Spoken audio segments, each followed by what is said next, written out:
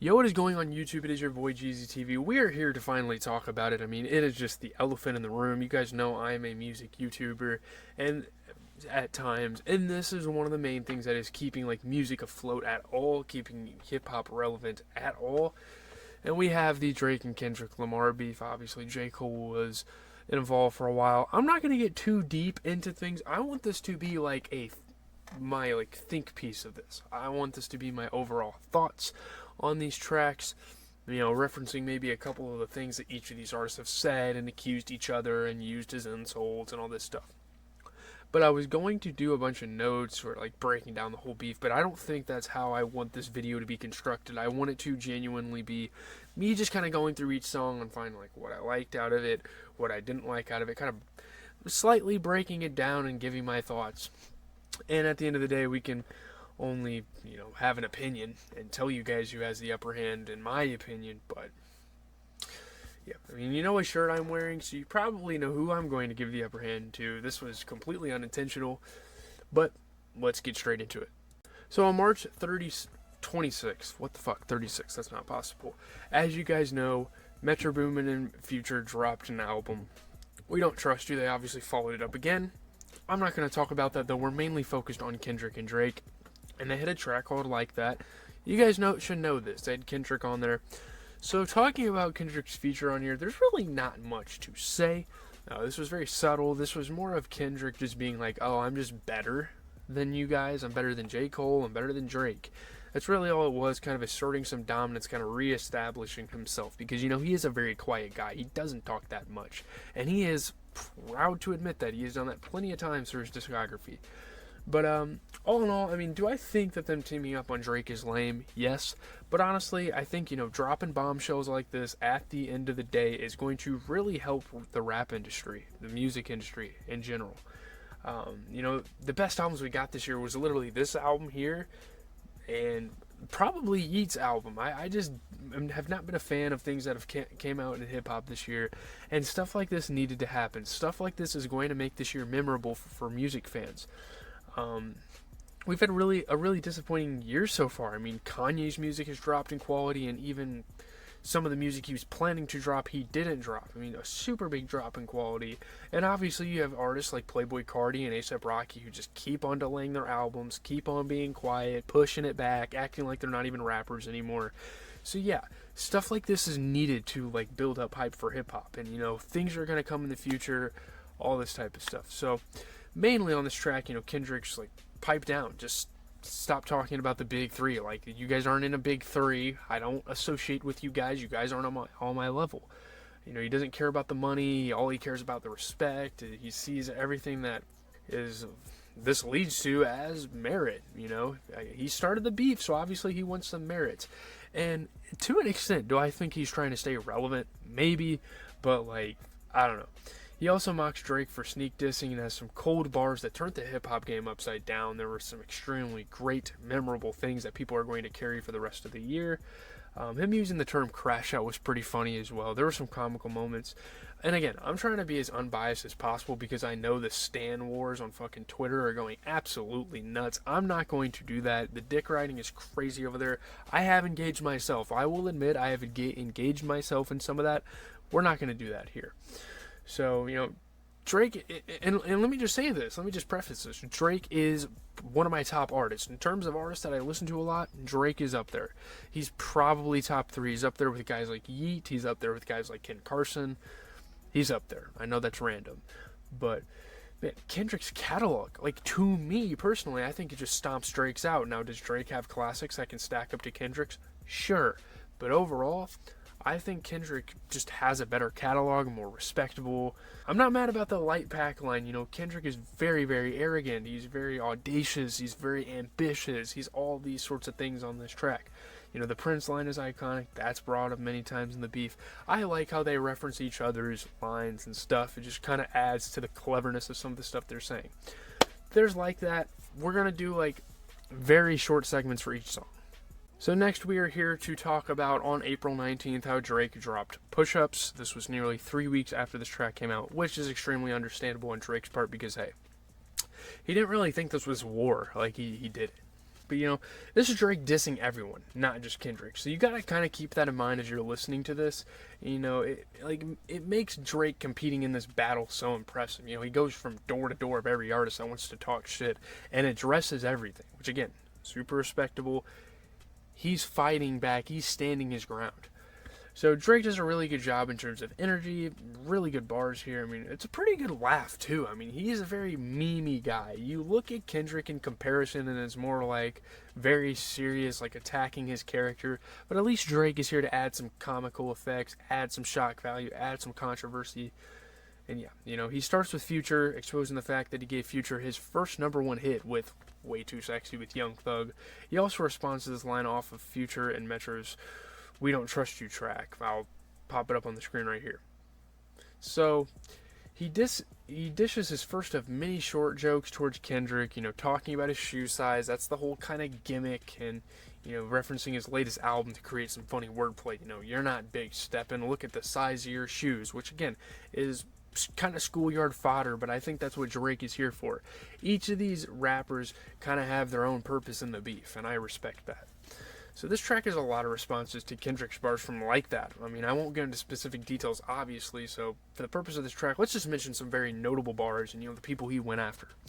So first, the Drop and Give Me 50 bar, which seems to be the selling point of the song. It references two things.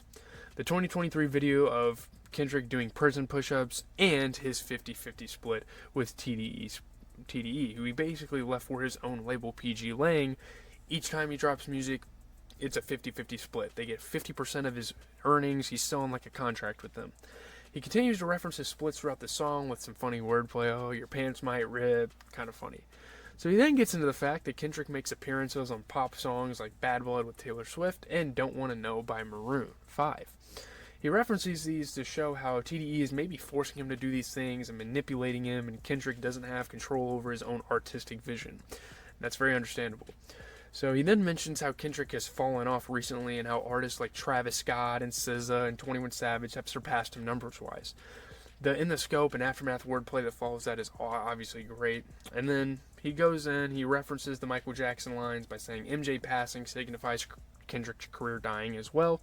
He brings up how everyone is plotting against him, as now even J. Cole made records with them, Future and Metro Boomin, after this hard-to-watch apology he made. I'm not going to bring up the clip. I'm really not going to edit this video that much. This is just kind of a discussion. But, Metro shut your hoe ass up and make some drums. You get What's a Prince to a King? He a son. I mean, Drake brings up has so many good bars, so many clever bars. I was really, really entertained by this track, like, genuinely. So he starts attacking The Weeknd for, his fake affiliation with Toronto, attacking his EXO crew members, attacking his sexuality, which he does later on as well.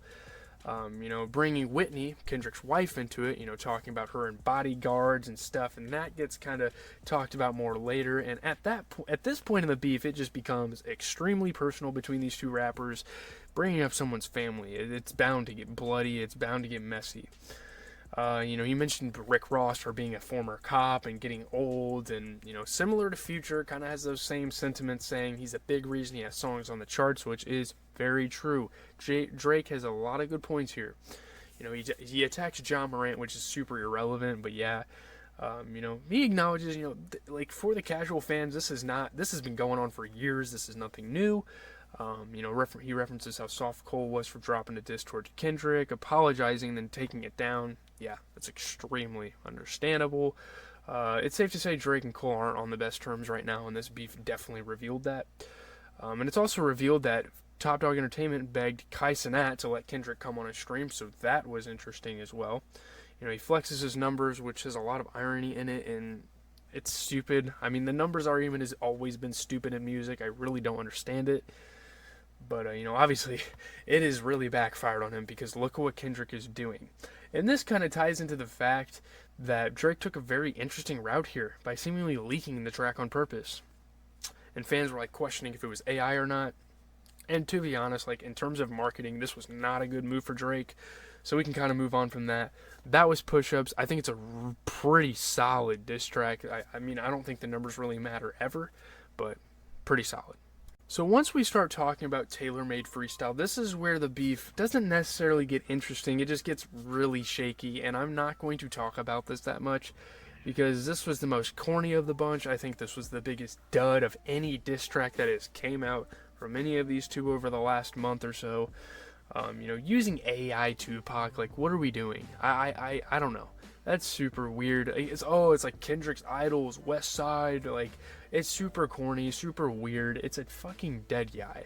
I don't even care to ever listen to it, so I'm just gonna leave that alone. I listened to it a little bit, and I was like, wait, is that actual Tupac, or is that actual... I thought it was Dr. Dre at first. Like, there was obviously some interest... And if I'm talking too fast, I'm sorry. I just don't want this video to be hours long. But it's so weird. I'm not a fan of this. I'm never going to be behind this. I'm never going to defend something like this from Drake. Like, what are you doing, man? I don't want to be biased, but come on. Like, there's a reason this track was taken down. There's a reason there's a cease and desist. Yeah, obviously you used Tupac's likeness, but dude, come on. Like, this is not good. If any Drake fan tries to use this in an argument to say that Drake won, they have lost the argument. Like, just stop. Like, no one is giving this track the light of day. This shit, no, it's whack. I'm not going to talk about it anymore. So next we're going to talk about Euphoria, and these tracks are just jam-packed with so many. With this and Push-Ups, this really introduced the beef and really introduced what each rapper is going to hold against each other. So yeah, this is obviously just a lot of content. I mean, there's obviously like a weird reverse sample from a Wizard of Oz movie. I don't care to talk about that. A lot of these are super subliminal. Like, it gets to a point sometimes on this record that there are super subliminal shots, and I just don't care to think about it right now. He obviously references Drake being a former child actor and that he's not untouchable. Like, you're not invincible. You may think you have superpowers, but I'm here to prove that wrong. Euphoria obviously references the hit show that Drake produced, the title. There's multiple meanings to it. I'm not going to get into that. Kendrick attacks Drake's maturity a lot during this beef, and you'll notice that if you listen to his disses. Kendrick mentions how predictable Drake is. He addresses Drake making shit up about his family because he listened to his album. And I mean, I think, honestly, on Kendrick's side here, Drake taking things that Kendrick was vulnerable about on that album is lame and immature, but that's just me.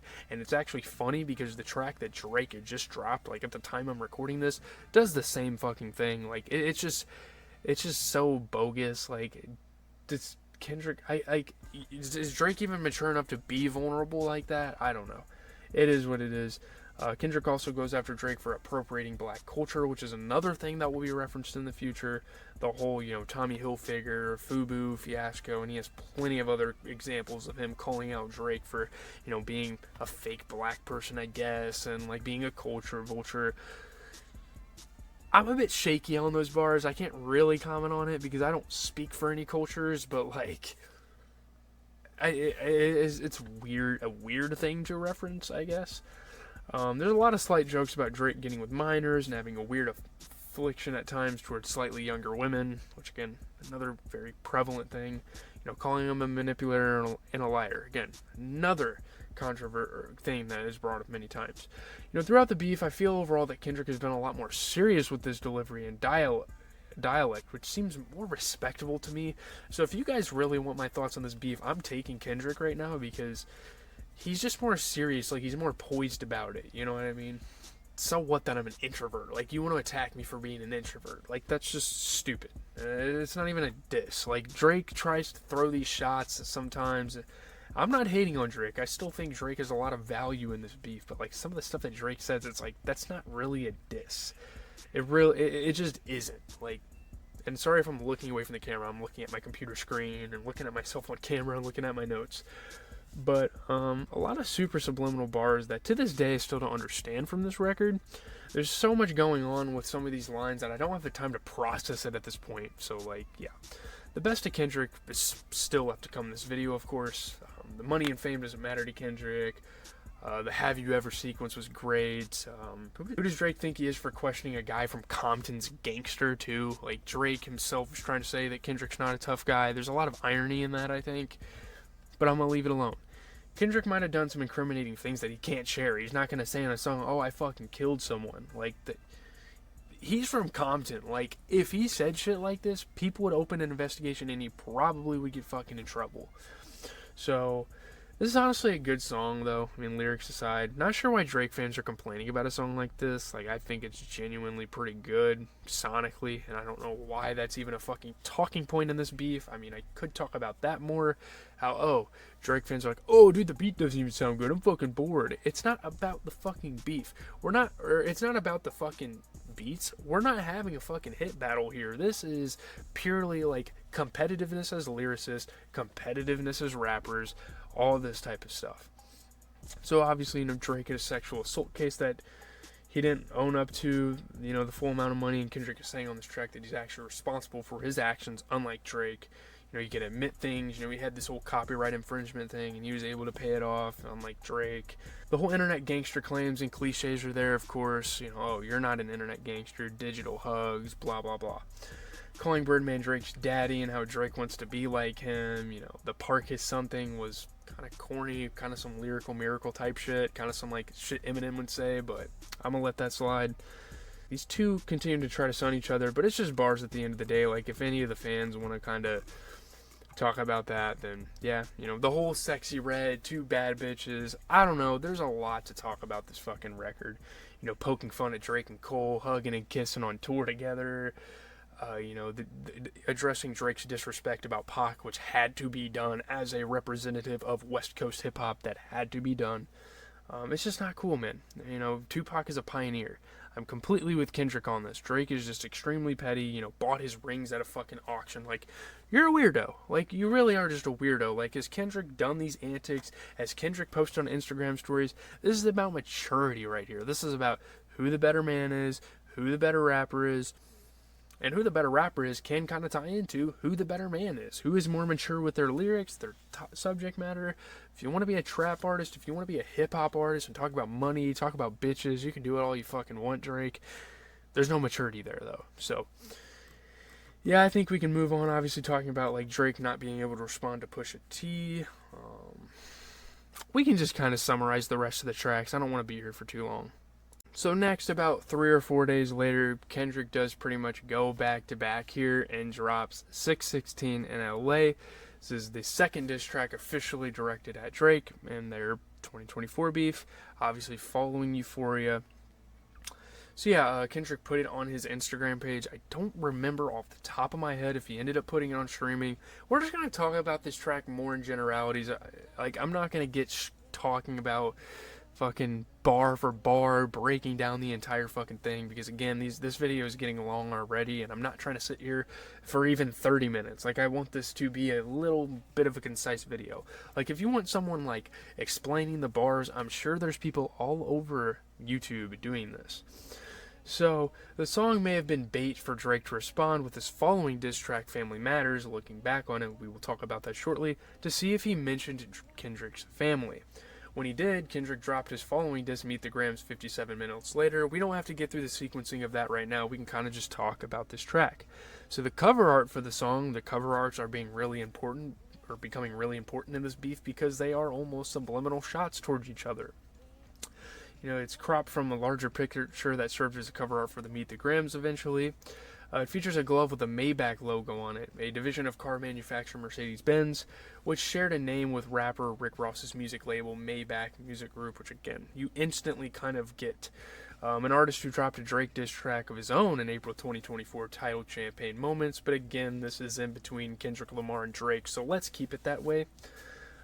Kendrick initially threatened a second diss at Drake on Euphoria when he kind of used the back-to-back. I like that record. So here was that. That happened. That came out of that. So, kind of looking back, in Drake's infamous 2015 beef with Meek Mill, he dropped 2 disses aimed at Meek Mill within 4 days, charged up and then back to back, not giving Meek any time to respond to his first punches in the fight. And so, now that we see that, and now that you guys have that information, and now that you guys can make that connection, now I think the Drake fans should get off of Kendrick's dick for continuously releasing tracks, because Drake did the same thing in prior feuds. So the title of the track also plays off of Drake's Timestamp series, of course, of which there have been 7 in Drake's discography at the time of this release, of course. He's getting ready to drop an album, which he talked about tonight. I'm super excited about that. Because, yeah, I do think right now, I'm giving the slight upper hand to Kendrick just because of how good Meet the Grams is. Again, we'll get to that. But yeah, I'm still really excited for a Drake album, no doubt about it. It follows a not so subtle, tidier jab at Drake, and Dot's previous diss track is Euphoria, is the title of the hit HBO Max series, which Drake, blah blah blah. So we know about that. There are a lot of extremely coincidental, crazy things that work together here. So June 16th, 1994 is also the same date that the O.J. Simpson murder trial was submitted in LA. This may add to the use of a single black glove on the cover art, since a glove was famously presented as evidence in the case. That is something I was going through and researching and didn't really think about before. So again, more clever, subtle things here.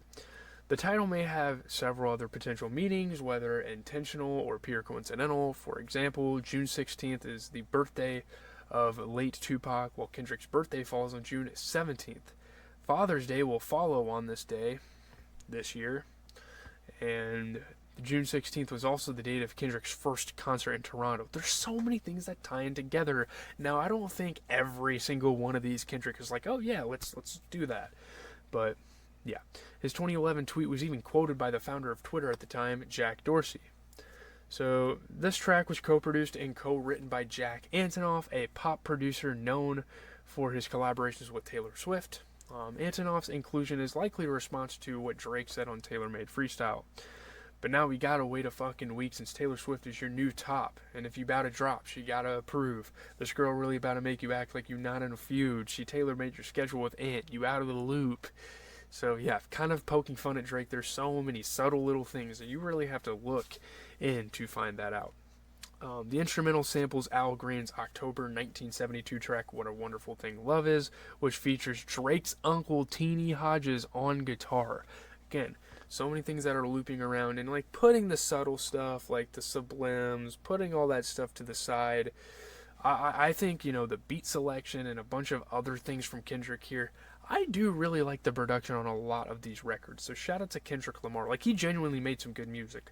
Although the Drake fans don't want to say that, they're lame. They don't have the taste. So, the sample has been manipulated to sound similar to Boy Wonder, one of Drake's in-house OVO producers as well. So again, so much going into this. Really good track. Compared to the other Kendrick diss tracks, I think it is probably one of the more forgettable ones.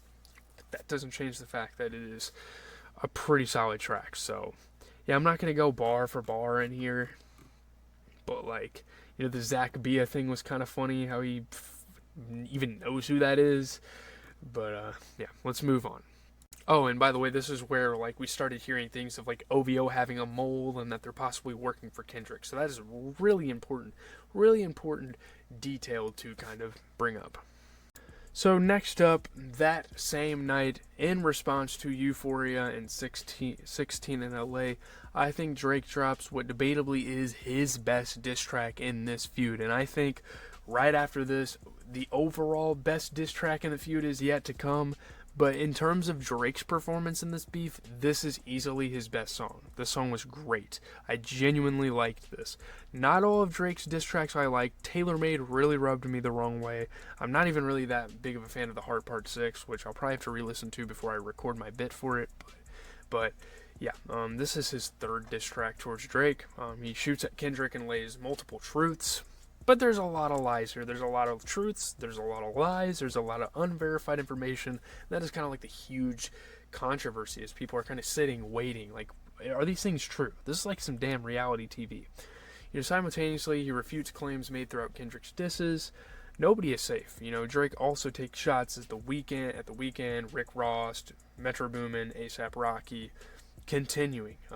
In the same post where he announced a drop, Drake wrote, "Stop trying to piece together what I know and go pick up the pieces of your broken home." That is fucking crazy. And again, yeah, just shooting his shot at other people because they have come after him as well, and Drake just feels responsible for that and feels like he has to be a man and go after it. And again, I really respect him for that.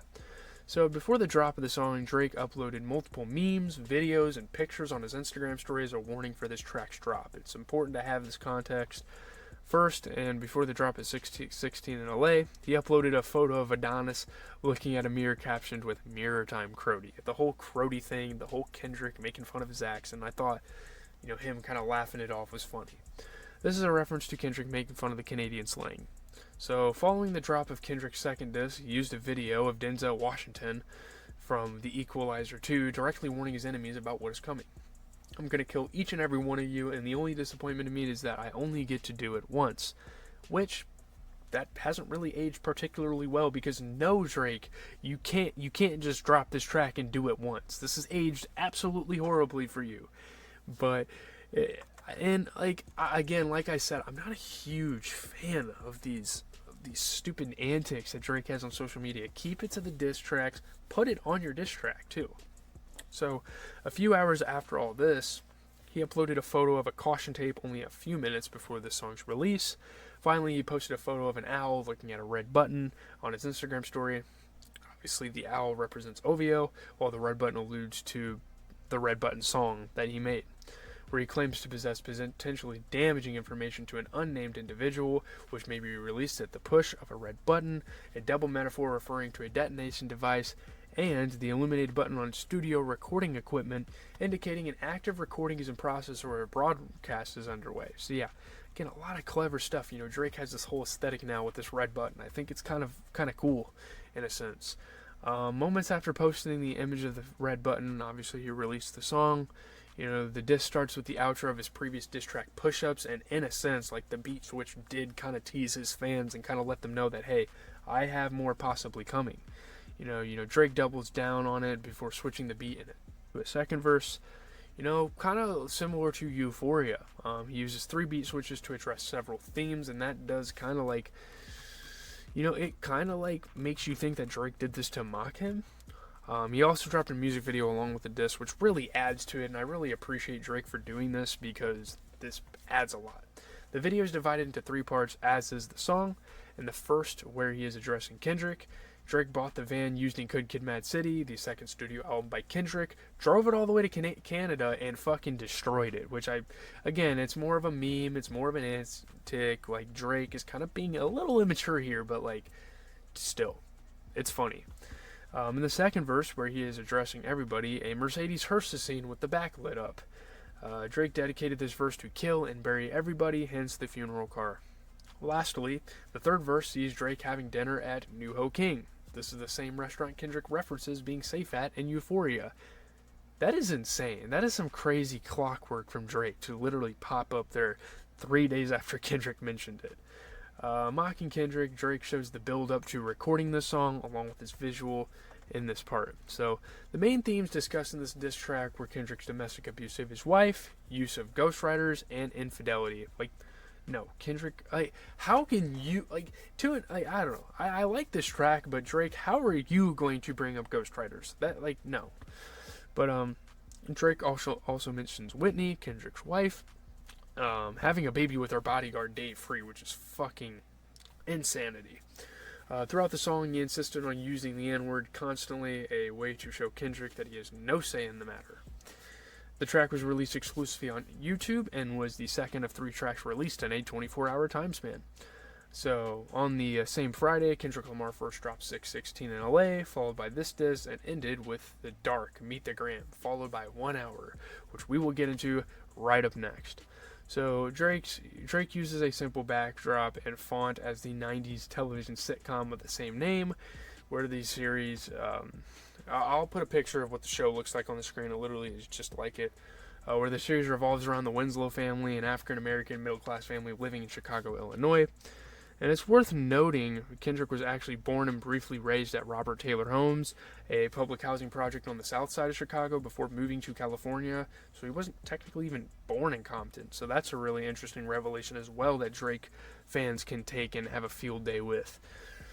And he did mention that in Duckworth. Like, it's not like Kendrick was hiding this from people. Like, people like that listen to his music and know this. But yeah.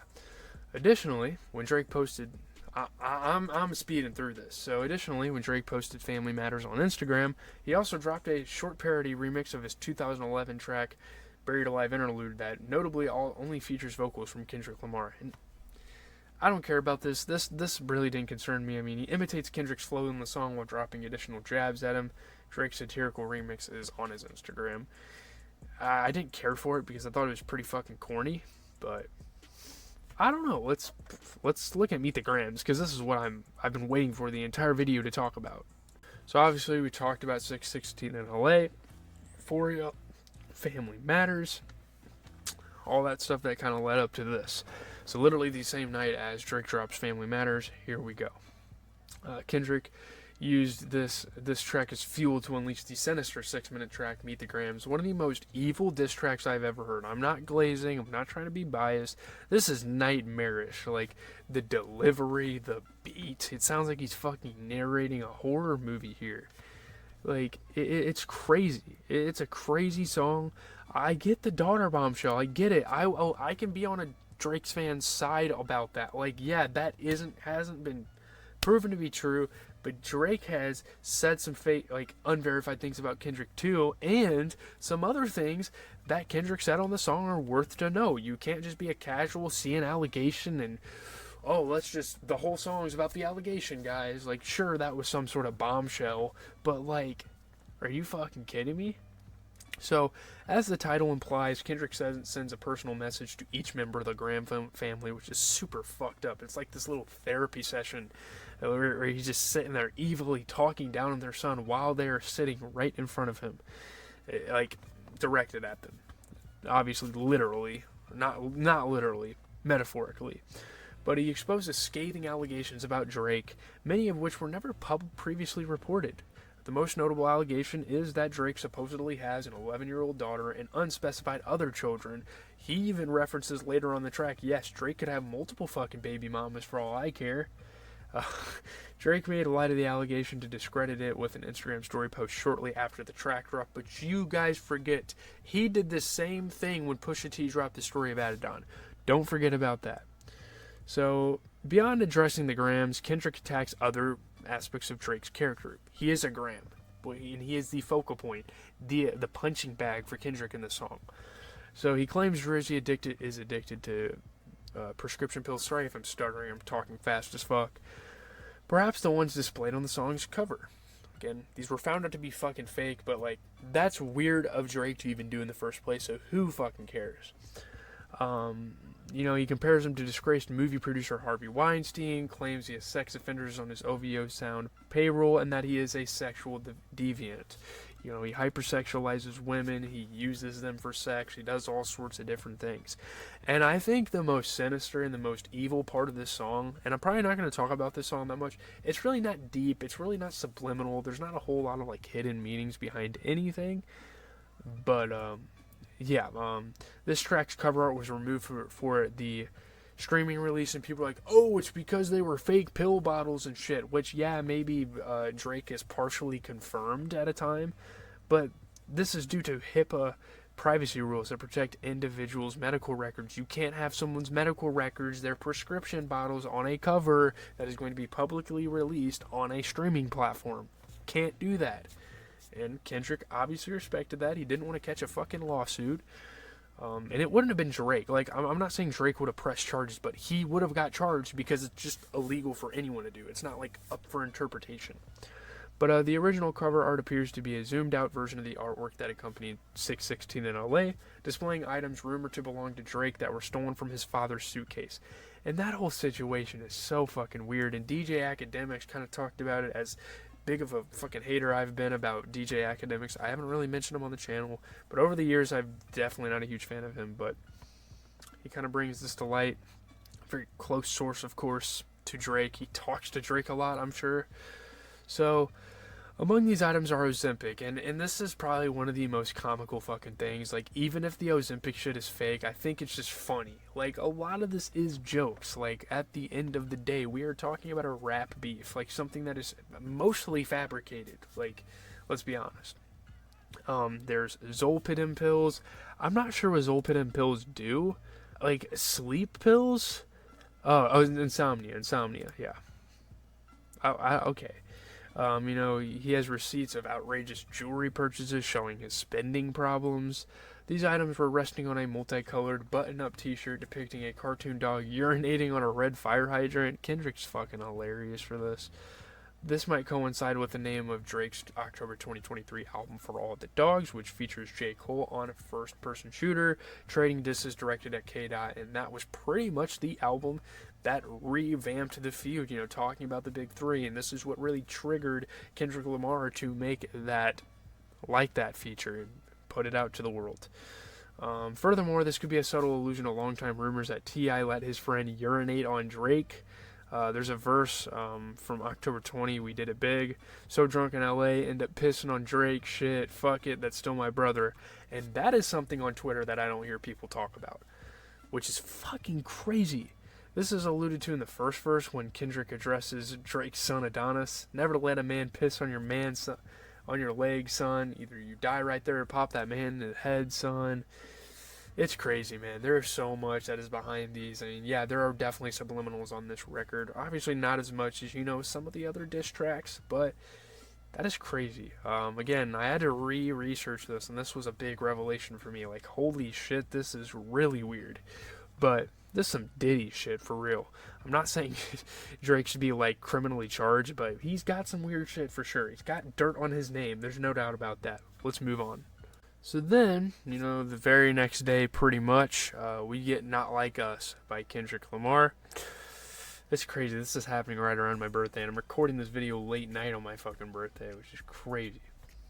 But we're here with Not Like Us by Kendrick. I've been reading a lot on Twitter. I've gotten a lot of, opinions from people. I'm not going to even mention Twitter, to be honest. I just want to get down to the T, what these tracks mean.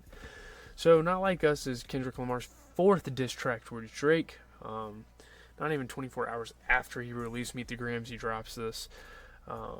Kendrick, avenges the West Coast for Drake's controversial use of Tupac and Snoop Dogg AI voice filters on his song Tailor Made Freestyle, and I think that is really the main purpose of the song.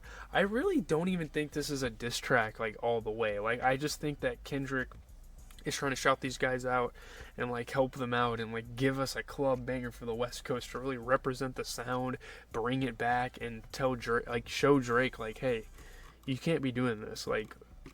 You can cross lines, and Kendrick has definitely crossed lines too, but he's just telling him right now, you can't play with the West Coast, So Drake's second diss towards the Compton-born MC, released on Instagram and removed shortly thereafter because of a cease and desist. Oh yeah, that's what Tailor Made Freestyle was. Sorry, I'm trying to look at Genius in my notes at the same time, and things are just getting mixed the fuck up. So, yeah, obviously the cease and desist thing.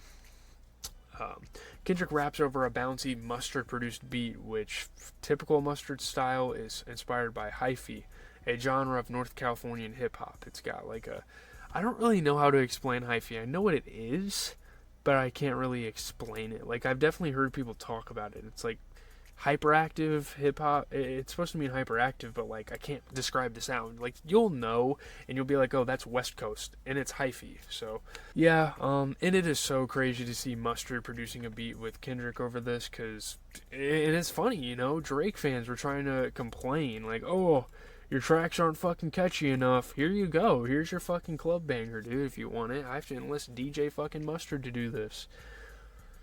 Come on, man.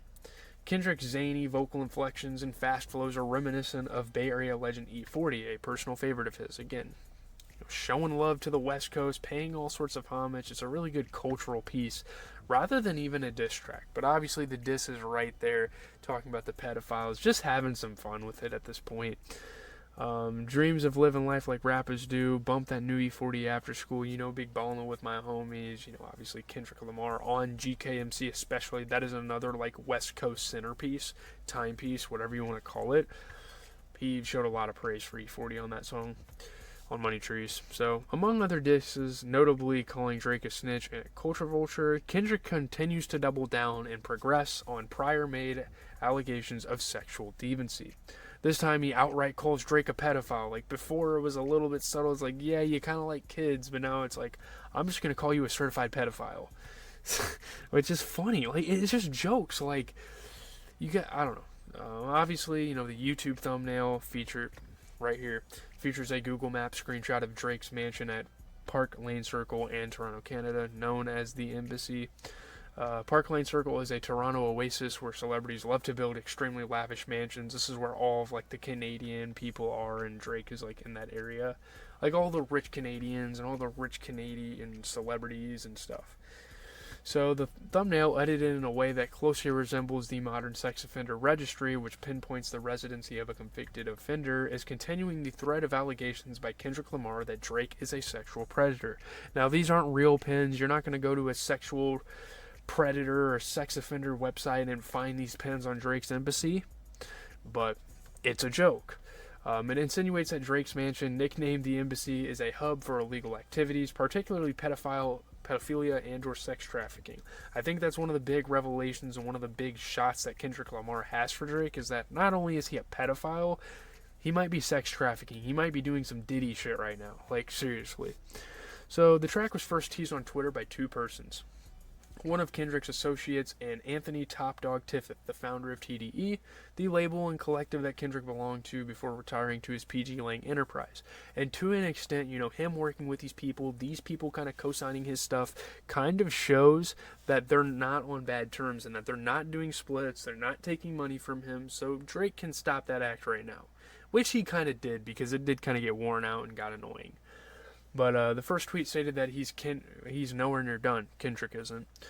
Top Dog posted, "I see dead people," hinting at the opening line of the song, which dropped approximately 2 hours later after that tweet. So yeah, really good song, just an overall banger. Like, I'm not going to sit here and say it's a good diss, really, because I don't think it is. It's probably one of the weaker disses from Kendrick, but it's a good song, and it's a lot of fun.